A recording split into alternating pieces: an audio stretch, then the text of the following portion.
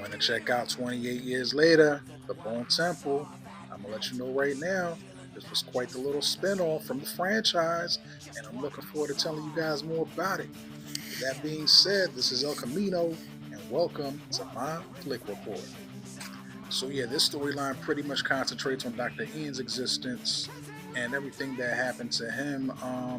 Pretty much after everybody got infected, and how he has chosen to move on with his life ever since. During his daily walkabouts, he encounters an alpha zombie by the name of Samson, seen here. Yeah, the dude's pretty big, and if you've seen 28 years later, the movie that preceded this, you pretty much know this guy's not to be played with. But Dr. Ian, being the scientist that he is, tries to do a couple of things, and they form an unlikely bond slash bromance as a result of it. It's crazy, man. They had, I'm not gonna say they had a montage through the movie, but while they were getting along and hanging out, I can't help but to think of the song that goes like this. People, let me tell you about my best friend. You guys know how that song goes. Shazam it. But yeah, so like I said, they form an unlikely friendship or whatever due to Dr. Ian pretty much hitting them with those morphine darts and stuff. And during those moments, Samson ends up getting a moment of clarity in which actually able to, say a word. I'm not gonna tell you what that word is, but he's able to to to formulate a word which gets Dr. Ian to think that perhaps this rabid zombie situation can be treated or even cured. And yeah, man, the movie pretty much picks up from there. But that's not the only thing happening in the movie. You also have this blonde-haired faction, better known as the Jimmies, and they pretty much formed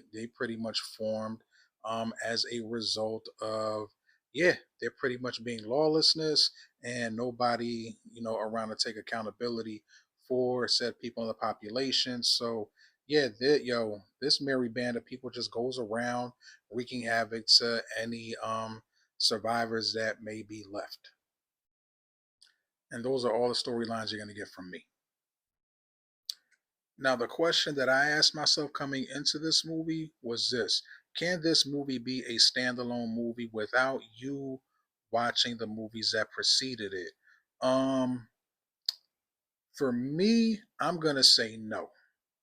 It would help to have some context, when it comes to coming in to see this movie. Me and my buddy saw it yesterday, and I could have swore he and I went to see 28 years later last year, but that wasn't the case and stuff. So I ended up having to explain some of the characters to him and whatnot. But overall, he still enjoyed it.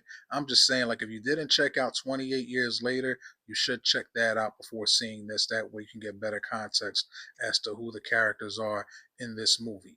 Um, Without spoiling it though, I will say this. I do see another movie coming after this one, which pretty much will most likely bring this thing full circle. Yeah, that's all I'm going to say about that. I enjoy this movie very much. I can see myself going to the theater, seeing it at least once more before it leaves theaters, and definitely when it streams, I'm going to be front and center checking it out. Overall, yeah, man, El Camino gives this movie 28 years later, Bone Temple, a chuleta.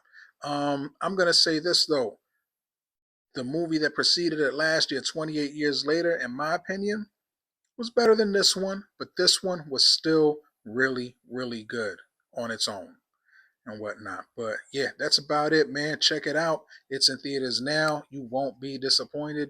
And again, man, I think you'll like the ending too. With that being said, this is El Camino. You all have a great day. God bless. Peace.